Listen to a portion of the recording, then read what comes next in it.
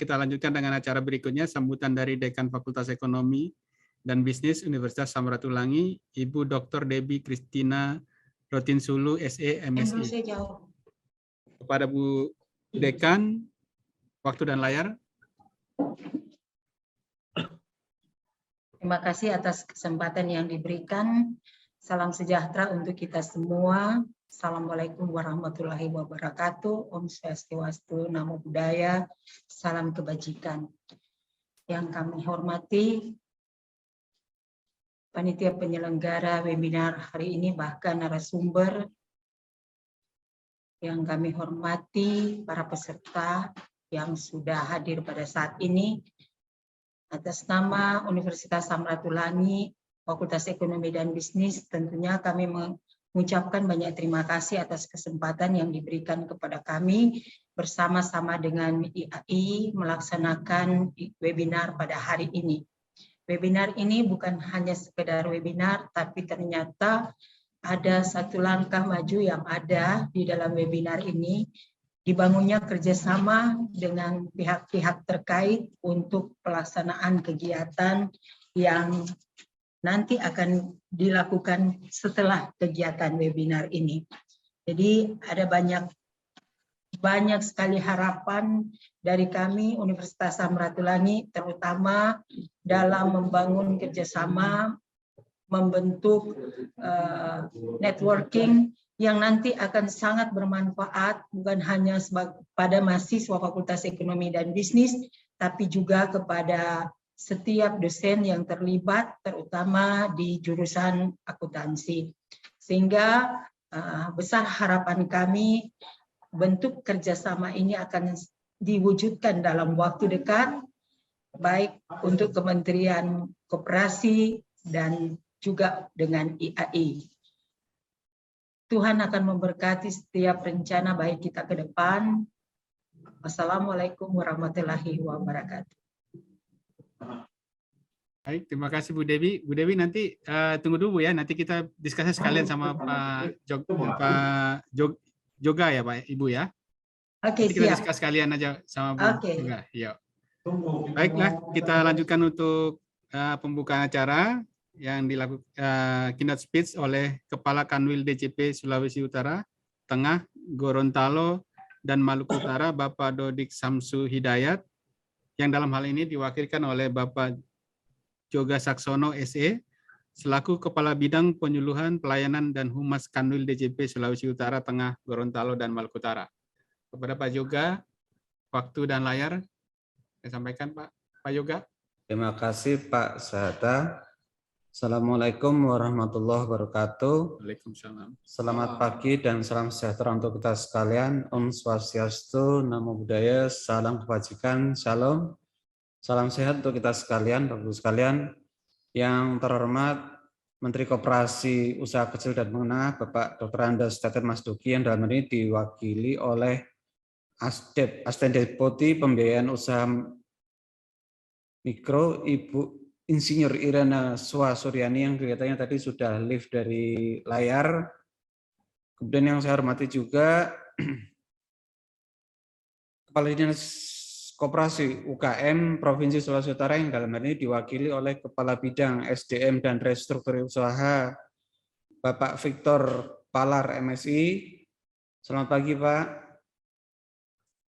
Kemudian Ibu Dekan Fakultas Ekonomi Universitas Samratulangi, Ibu Debbie Christina Rotinsulu. Kemudian saya hormati pula Ketua IAI Wilayah Sulawesi Utara, Ibu Lince Kalangi. Dan tak lupa juga pembawa acara pemateri pada pagi hari ini ada Bapak Oswald Nathan Tumilar selaku Koordinator Bidang Akuntan untuk Wilayah Sulawesi Utara, dan Bapak Dasa Midharma Putra selaku Penyuluh Pajak Ahli Madya di Kanwil DJP Sulawesi Utara, Tengah, Gorontalo, dan Maluku Utara, atau biasa menyebutnya sebagai Sulu Tenggo Malut. Kemudian terlebih juga kami menyapa Bapak Wiston Manihuruk selaku moderator pada pagi hari ini, dan seluruh peserta UMKM yang hadir di webinar kita pada pagi hari ini. Alhamdulillah pada hari ini kita dapat berkumpul dalam keadaan sehat walafiat walaupun melalui Zoom meeting ya. mudah-mudahan sih suatu saat kita bisa ngumpul tidak Zoom meeting ini. Mungkin nanti bisa bagaimana caranya gitu ya. Karena ini kan di Manado juga sudah mulai menurun, PKM sudah mulai level 2, jadi harapannya bisa lebih bagus lagi perekonomian kita, terutama juga untuk rekan-rekan UMKM. Menyikapi tadi yang sudah disampaikan oleh beberapa tadi sambutan, ada dari kementerian, ada dari dinas, dan juga dari pihak universitas. Ini sebenarnya semuanya saling keterkaitan dan ada sambungannya dengan di tempat kami sebenarnya. Jadi kalau tadi disampaikan permasalahan perpajakan itu merupakan salah satu yang merupakan menjadi kebutuhan untuk teman-teman di UMKM, di kami ada fungsi edukasi. Sehingga Bapak Ibu sekalian kalau memerlukan apapun itu terkait dengan edukasi perpajakan, Bapak Ibu silakan tinggal colek kami nih di kantor. Kalau di KPP bisa langsung ke KPP yang dekat, kalau di kami di Kanwil bisa langsung colek kami di bidang P2 Humas. Itu bisa langsung dicolek aja. Datang aja ke kantor kami, nanti langsung kita ngobrol mau kita lakukan pelatihan seperti apa. Di kami ada program kelas pajak. Nah, nanti itu bisa dibuat kelas pajak itu untuk para UMKM. Termasuk kalau dengan universitas, kami punya program relawan pajak. Nah, relawan pajak itu nanti juga bisa kita latih bagaimana nanti relawan pajak yang bisa membantu perpajakan untuk sektor untuk UMKM. Jadi itu kira-kira Bapak Ibu sekalian terkait dengan UMKM kita. Ini langsung disambung ya Pak ya, atau baru pembukaan? Mohon maaf Pak Sahata. Bapak nanti buka dulu, baru nanti atau mau kita diskus dulu, terserah Bapak nih. Saya ikut aja Pak. Saya nanti boleh kita langsung Pak, karena saya masih harus nyambung rapat ini, jadi saya sambung dulu ya Pak ya. Oh ya, oke. Mohon izin Bapak Ibu sekalian, jadi sekali lagi saya ucapkan terima kasih untuk dari Kementerian Koperasi dan Dinas Koperasi di Provinsi Sulawesi Utara yang sudah memfasilitasi untuk pelatihan terkait perpajakan ini juga dari teman-teman IAI baik yang di Jakarta maupun di Provinsi Wilayah Sulawesi Utara. Sebelumnya saya ingin menyampaikan selamat menunaikan ibadah puasa di bulan Ramadan ini untuk seluruh umat muslim yang saat ini sedang menjalankan ibadah puasa. Semoga amal ibadah kita diterima oleh Allah Subhanahu wa taala. Amin. Bapak-Ibu sekalian, kalau kita bercerita UMKM, kenapa sih UMKM itu ada pengaturan khusus gitu ya? Kenapa sih menjadi perhatian khusus? Itu yang mungkin menjadi pokok pembicaraan kita pada hari ini. Jika kita melihat data dari Kementerian Koperasi dan UMKM, maka ternyata UMKM itu merupakan tulang punggung perekonomian ternyata ini. Dan kalau kita lihat, ternyata jumlah unit usaha untuk di perekonomian di secara nasional itu 98,8% ternyata ditopang oleh UMKM. Sedangkan jumlah tenaga kerja yang ada itu juga 96% itu berasal dari UMKM.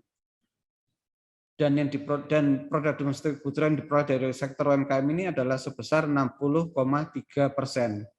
Oleh karena itu, kenapa UMKM ini menjadi tulang punggung perekonomian di Indonesia? Kita melihat juga bahwa ternyata UMKM ini memiliki kemampuan untuk mengatasi dan beradaptasi dengan hal yang cukup berat ya.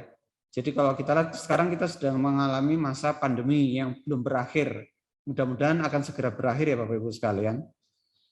Jadi kalau kita lihat bahwa sejak 2020 kita mengalami pandemi, ternyata yang benar-benar bisa bertahan adalah justru UMKM. Banyak perusahaan-perusahaan besar yang justru mereka banyak yang kemudian tutup dan gulung tikar, tapi UMKM justru mereka bisa bertahan untuk mengatasi kendala yang ada. Bapak sekalian, sebagaimana kita ketahui bahwa di perpajakan ada beberapa sistem terkait perpajakan. Tapi yang paling utama pada sejak tahun 83 dikenal yang namanya sistem self-assessment. Apa itu self-assessment? Di dalam self-assessment tersebut, wajib pajak diberikan hak dan kewajiban untuk mendaftarkan diri, menghitung, memperhitungkan, membayar, dan melaporkan pajak yang terhutang sesuai dengan ketentuan yang berlaku.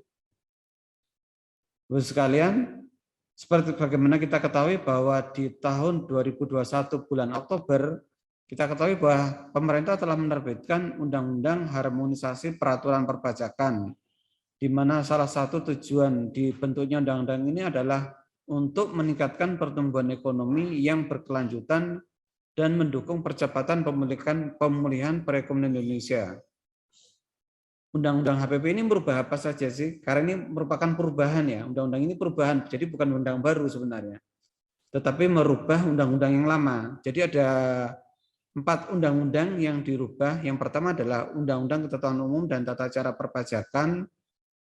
Kemudian ada Undang-Undang Pajak Penghasilan (PPH). Kemudian ada Undang-Undang PPN dan Undang-Undang Cukai.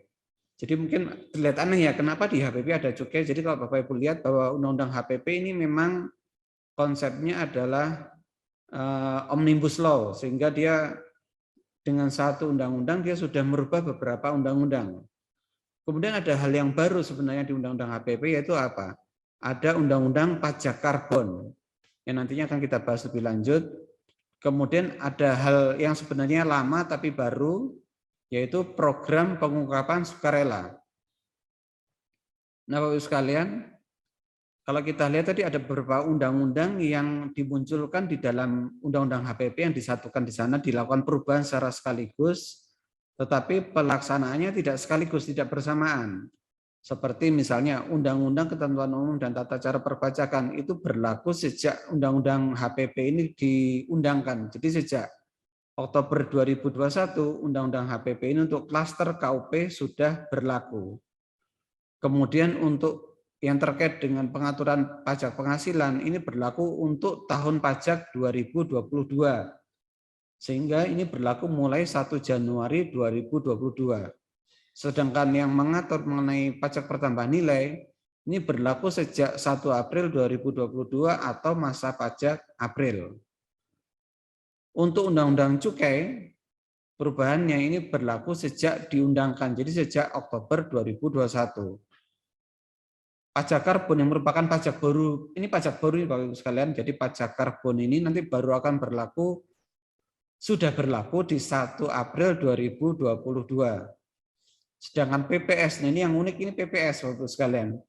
PPS ini berlakunya sudah sejak 1 Januari tetapi berakhir di 30 Juni 2022. Jadi masa berlakunya hanya 6 bulan untuk klaster PPS. Nah, apa sih yang menarik di undang-undang ini?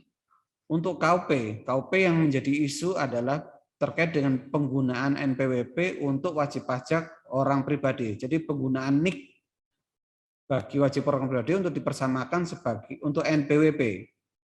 Jadi nanti akan ada integrasi data kependudukan dengan basis data perpajakan. Banyak masyarakat bertanya, berarti bayi yang baru lahir dapat NIK, ada di KK, langsung harus menjadi wajib pajak. Tidak, Bapak Ibu sekalian. Jadi di dalam pasal 2 di Undang-Undang HPP disebutkan bahwa setiap WP yang telah memenuhi persyaratan subjektif dan objektif. Jadi untuk menjadi wajib pajak, itu harus memenuhi dulu syarat subjektif dan objektif sesuai dengan ketentuan yang berlaku. Apabila sudah memenuhi syarat subjektif dan objektif, maka sifatnya adalah wajib untuk ber-NPWP. Sehingga nanti ketika meminta NPWP sebenarnya sudah tidak perlu lagi, tinggal nanti NPWP-nya sama dengan NIK. Tetapi kalau belum memenuhi syarat subjektif dan objektif, maka belum wajib untuk ditetapkan sebagai wajib pajak. Bagaimana jika belum memenuhi persyaratan ingin memiliki NPWP?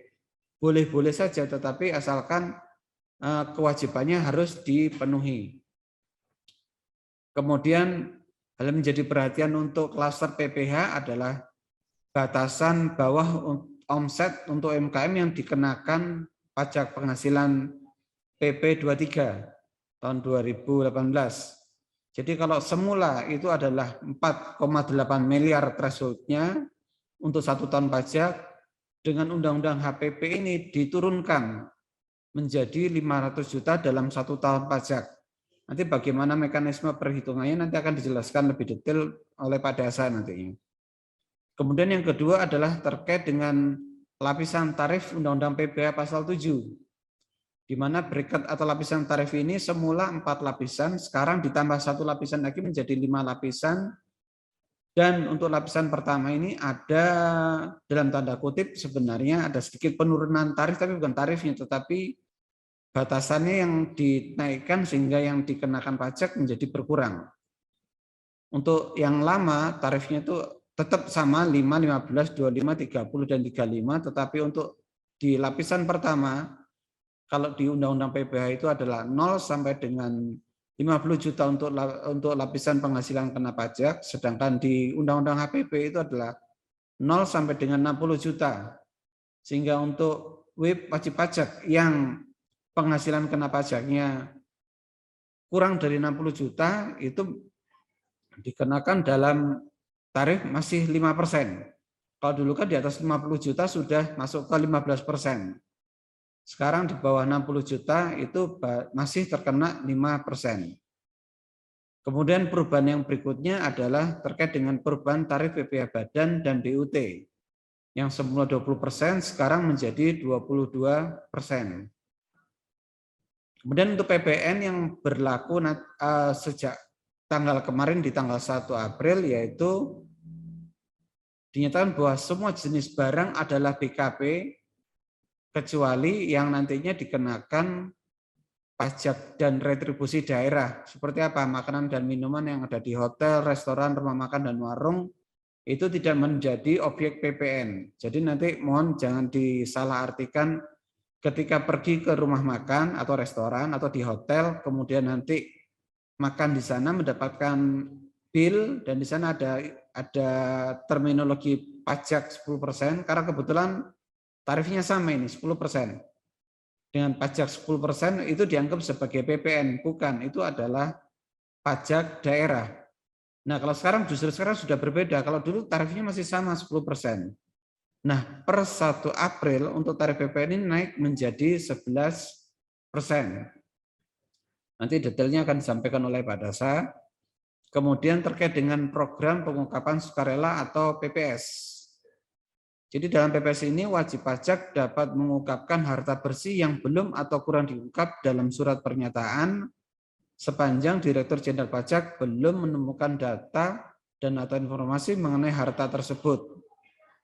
Di dalam PPS ini ada 2 kebijakan. Kebijakan yang pertama yaitu berlaku untuk wajib pajak orang pribadi dan badan yang sudah pernah ikut TA di 2016, tetapi ternyata masih terdapat harta yang belum dilaporkan pada saat TA dulu. Itu dapat mengikuti kebijakan 1 dengan tarif, ada lapisannya ada 6, 8, dan 11%, nanti detailnya akan disampaikan oleh Pak Dasa.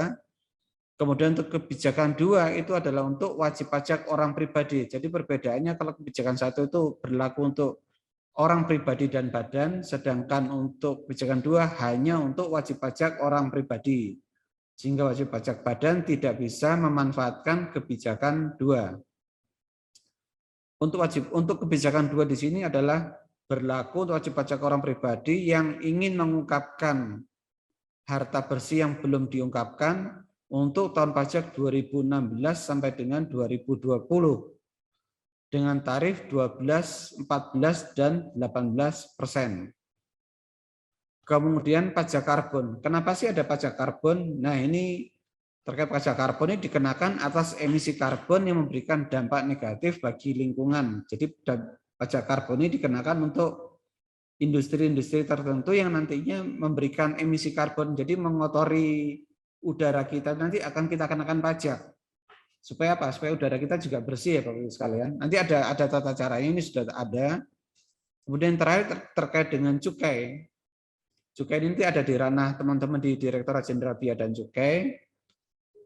Tapi intinya yang ada di dalam pengaturan perubahan cukai ini adalah adanya perubahan ketentuan terkait materi cukai, yaitu penambahan barang kena cukai serta kewenangan pejabat bea dan cukai terkait penyidikan serta pengenaan dan pembayaran sanksi administrasi. Jadi kira-kira itu Bapak Ibu sekalian hal-hal terkait Undang-Undang HPP nanti akan dijelaskan lebih lanjut oleh Pak Dasat, terkhususnya nanti kalau di UMKM akan ada pembahasan lebih detail nanti terkait dengan PP 23, kalau dulu PP 46. Jadi di pajak ini memang UMKM mendapat perhatian khusus. Ada dulu PP 46 dari tadi semula menggunakan tarif PPh pasal 7 paling rendah adalah 5%, dengan PP 46 2013 diturunkan menjadi 1% final, kemudian 2018 dirubah lagi menjadi 0,5%, tapi itu dengan threshold tetap 4,8 miliar, tetapi dengan Undang-Undang HPP kemudian diturunkan thresholdnya tidak 4,8 tetapi lebih dari 500 juta baru terutang pajak penghasilan. Berarti kalau di bawah 500 juta berarti belum dipotong pajak, belum dipungut pajaknya. Kira-kira itu Bapak Sahata. Terima kasih Bapak sekalian atas atensinya. Wassalamualaikum warahmatullahi wabarakatuh. Selamat pagi. Baik Pak Joga, terima kasih. Bisa kita meeting diskusi ya Pak sebentar Pak ya dengan Bu Dekan sama Ketua IAI Wilayah Sulut. Jadi memang kita untuk mensinergikan program-program kita aja Pak. Artinya kan Bapak ini ada relawan pajak yang untuk membantu untuk mengisi SPT, dan kita ini ada rencana untuk menyiapkan laporan keuangan yang disediakan seperti jasa pembuatan laporan keuangan dari universitas lah. Mungkin sebetulnya nanti ke depan kalau misalnya MOU-nya sudah jadi, kita juga minta dukungan seperti saya tadi awal bilang bahwa ketika ada jasa gratis juga belum tentu UMKM-nya mau menggunakan Pak. Jadi mungkin nanti kalau misalnya dengan ada bantuan dari KPP atau dari instansi di tempat Bapak bisa artinya mengarahkan kalau misalnya jasa ini sudah terjadi, kita minta dukungannya untuk menyarankan kepada WP untuk kalau misalnya tidak bisa membuat laporan keuangan menghubungi kita. Itu mungkin idenya Pak. Jadi mungkin gimana caranya nanti supaya ini MOU kemungkinan karena Bu Lince juga katanya sudah ada MOU Bu dengan DJP untuk relawan pajak. Nah ini kan sebetulnya kalau relawan pajak kan itu programnya DJP Pak. Kebetulan ini ada kampus Merdeka Belajar dari programnya universitas supaya disinergikan. Dan nggak salah juga kalau misalnya bukan harus akuntansi ya Pak ya. Karena cuma akuntansi sama pajak kan itu kayak pinang di belah dua, jadi nggak tahu yang mana nih. Jadi harusnya sebenarnya sinkronisasi lah, artinya lebih ke sinerginya kita coba mau gitu loh. Tidak menutup kemungkinan juga relawan pajak kita linkkan Pak. Nanti kan pada akhirnya kan sebenarnya kalau laporan keuangannya sudah jadi, tetap ujung-ujungnya kan melapor pajak Pak. Jadi mungkin itu yang coba kita diskus sementara gimana caranya supaya program kita dengan Kementerian Koperasi ini bisa nanti dapat dukungan juga dari Direktorat Jenderal Pajak. Mungkin itu dari saya pembuka, Bu Lince atau Bu Debbie, kira-kira apa yang kita, supaya ini langsung Bu, artinya ini yang saya senang sebenarnya dari acara kita ini, supaya kita langsung bicara kepada orang-orang yang langsung terlibat di membuat keputusan Bu. Ya. Silakan Bu Debbie atau Bu Lince. Ya, terima kasih banyak untuk kesempatannya. Jadi memang Universitas Samratulangi sudah memiliki MOU dengan DJP, bahkan kami sudah melaksanakan bukan sekedar MOU yang ditandatangani, tapi sudah mengaplikasikan, dan di Fakultas Ekonomi dan Bisnis itu sudah ada tax center, jadi pusat pajak. Jadi itu atas nama Universitas Samratulangi yang ditempatkan di Fakultas Ekonomi. Karena katanya paling dekat ke Fakultas Ekonomi untuk urusan pajak. Dan disitulah awal mula pekerjaan pertama adalah relawan pajak. Jadi kami bersyukur sudah satu kegiatan dari kerjasama ini sudah bisa kita lakukan. Nanti dengan setelah acara ini mungkin ada tambahan kegiatan untuk pendampingan UMKM dari aplikasi daripada kerjasama yang sudah dibuat. Itu mungkin dari saya. Ada tambahan dari Bu Lince, silakan. Terima kasih atas kesempatan yang diberikan. Jadi Pak Yoga, karena tadi sudah disebutkan oleh Ibu Dekan bahwa kita ada tax center Unsrat, di mana kan tax center ini masih sebagai pendampingan untuk pengisian SPT. Tentu karena kita berjalan terus-menerus dan bulan SPT hanya Maret April. Seperti juga yang dikatakan Pak Edi itu bahwa pajak dan accounting pembukuan itu seperti pinang di belah dua.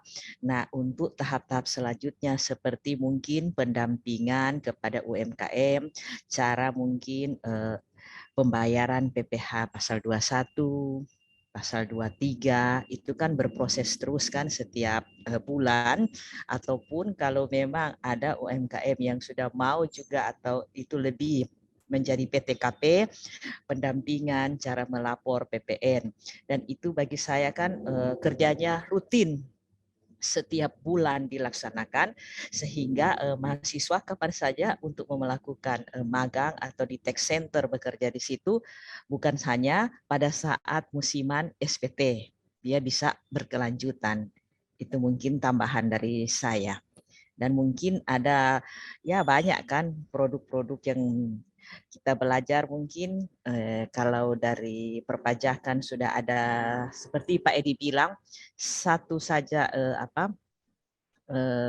program sehingga komprehensif menyusun laporan keuangan sudah terkoneksi dengan laporan pajak supaya itu yang namanya lebih mudah dan sederhana, karena pada umumnya kan ada sekarang ya istilahnya sendiri-sendiri buat laporan penjualan sendiri, baru nanti digabungkan membuat laporan keuangan. Kalau ada satu yang langsung komprehensif kan itu lebih enak, dan itu bagi mungkin pelaku itu bilang, oh, ini yang sederhana, nggak mau ulang-ulang lagi untuk kita kerjakan. Itu mungkin tambahan dari saya. Terima kasih.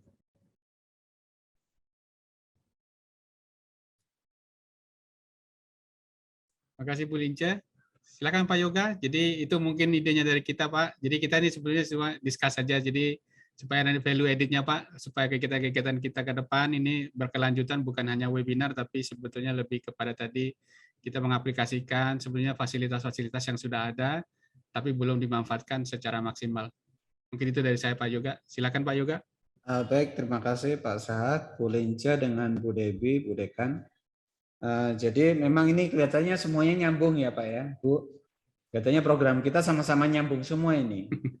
Di kami ada program relawan pajak yang dalam hal ini tadi betul disampaikan oleh Bu Devi, yaitu melalui Tech Center.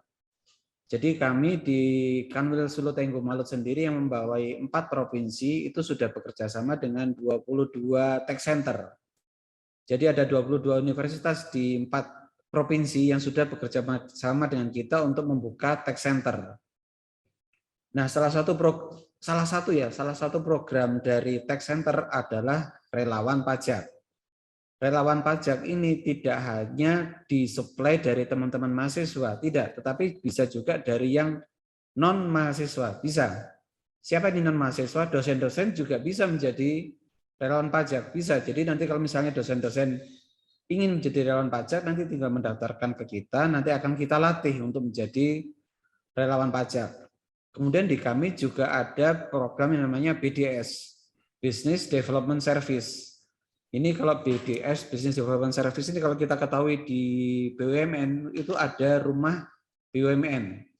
Nah kalau di kami programnya adalah BDS, Business Development Service. Jadi program ini tujuannya adalah bagaimana, jadi ini kita tidak bercerita pajak ya kalau di BDS, kita bercerita sebenarnya bagaimana sih UMKM itu bisa sukses. Intinya itu yang lebih diutamakan. Kalau nanti sukses, baru kita cerita bayar pajak. Jadi yang penting sukses dulu nih UMKM-nya, baru cerita bayar pajak. Jadi bayar pajak itu adalah outcome-nya, bukan output ya. Kalau di BDS, output-nya apa? Output-nya itu UMKM sukses.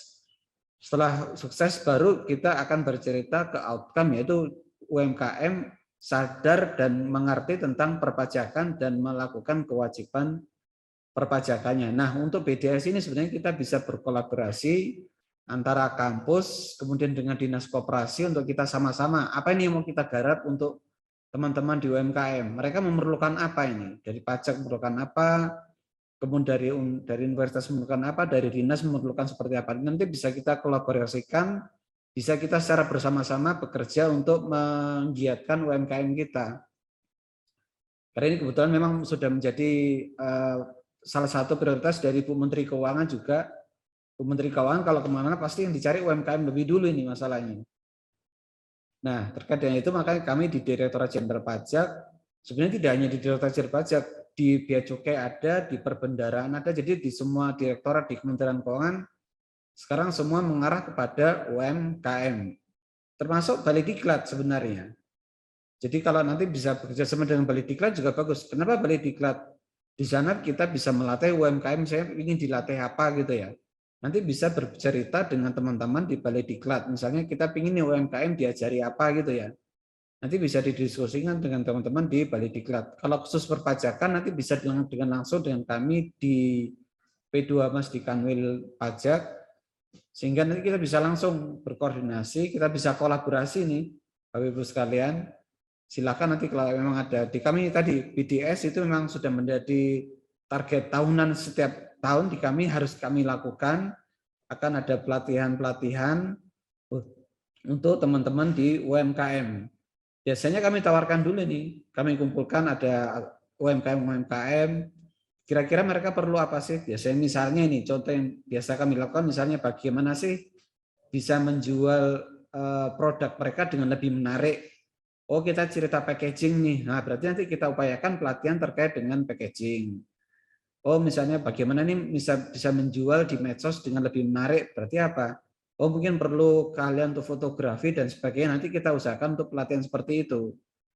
Jadi itu kira-kira yang bisa mungkin kita kolaborasikan antara di kampus dengan di dinas koperasi maupun di kementerian. Mungkin itu kira-kira Pak Sahata. Terima kasih.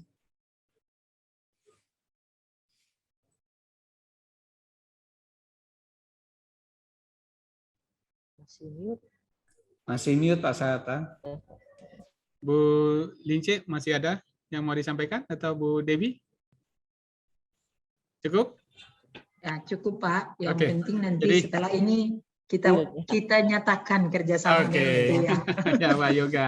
Jadi memang kita Ya, Pak harapkan Yoga. begitu. Jadi nanti Pak Yoga tadi sudah bilang terbuka untuk semua. Tadi seperti masukan dari Bu Lince, jangan semua isi SPT cuma sekali setahun, tapi bisa bulanan, yang mana-mana nanti mungkin di detailin Bu. Mungkin Pak Yoga nanti bisa langsung dikontak di sana supaya bisa langsung diaplikasikan apa-apa saja yang bisa dikerjasamakan dengan universitas. Oke Pak Yoga, terima kasih atas waktunya, Bu Debbie. Ya, Thank you tadi kita diskusi sekalian gitu. Oke. Baik Pak Yoga, terima kasih banyak waktunya.